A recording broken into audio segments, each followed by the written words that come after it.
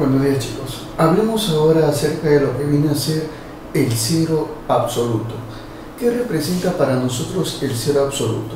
Bueno, en primer lugar, antes de definir esto, hay que recordar nosotros que la temperatura es la medida del movimiento molecular. O sea, para poder representar el movimiento molecular en un cuerpo, hace falta conocer y definir la temperatura. Por ello que tú tienes que conocer, francamente, cómo es la naturaleza de la temperatura. Y tú sabes que a mayor temperatura, mayor movilidad, en este caso, en las moléculas de un cuerpo. Pero a menor temperatura habrá menor movilidad en las moléculas de dicho cuerpo. Esto de acá traslada obviamente a un problema en el cual nosotros diremos lo siguiente: si se supone que los cuerpos tienen moléculas que se mueven con la temperatura y sabemos que a mayor temperatura, mayor movimiento molecular, a menor temperatura, menor movimiento molecular, pero si tú disminuyes la temperatura, las moléculas más pierden energía y retardan su movimiento, o sea, su movimiento es cada vez más pequeño. ¿Qué sucedería en el caso en el cual yo disminuyera tanto la temperatura hasta que las moléculas se encuentren en reposo? Entonces ya no habría el caso de definir la temperatura, porque estaremos hablando de un cero en la temperatura. A eso se le llama el cero absoluto. Muy bien. Entonces, ¿qué cosa es el cero absoluto para nosotros? Es una temperatura. El cero absoluto es una temperatura. Pero es la temperatura, ojo, es la temperatura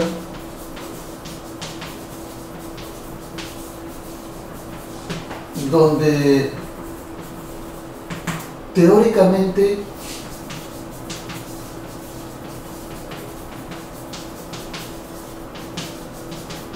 cesa el movimiento molecular.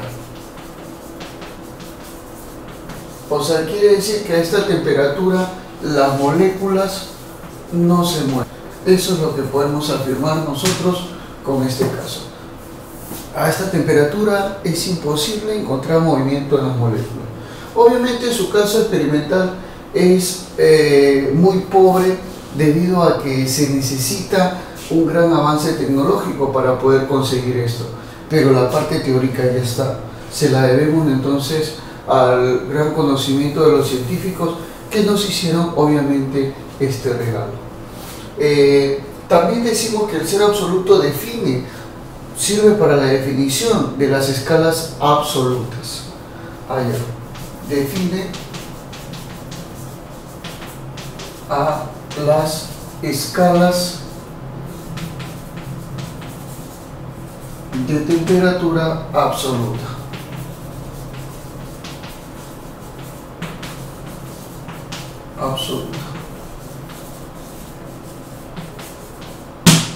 O sea, por ejemplo, el cero absoluto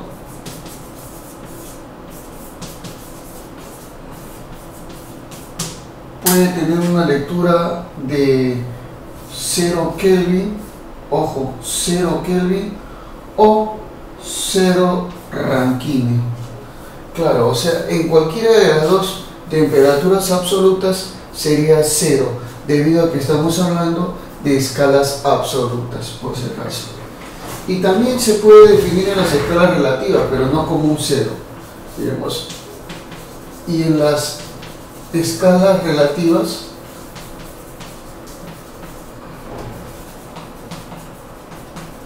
sería un mínimo alcanzable.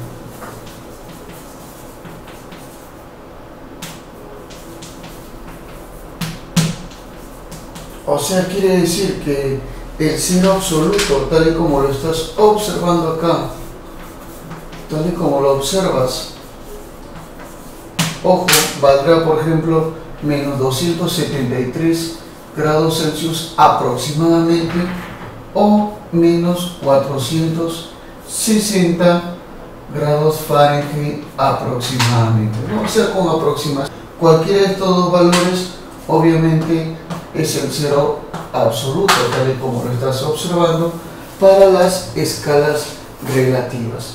O sea, eso quiere decir que no habría ninguna temperatura menor a menos 273 grados Celsius, o no habría ninguna temperatura menor a menos 460 grados Fahrenheit.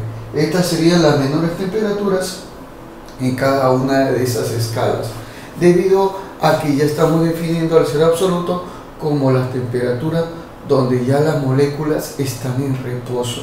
O sea que menos del reposo ya no puedes encontrar, pues ahí se paraliza el estudio de la temperatura. ¿Te das cuenta?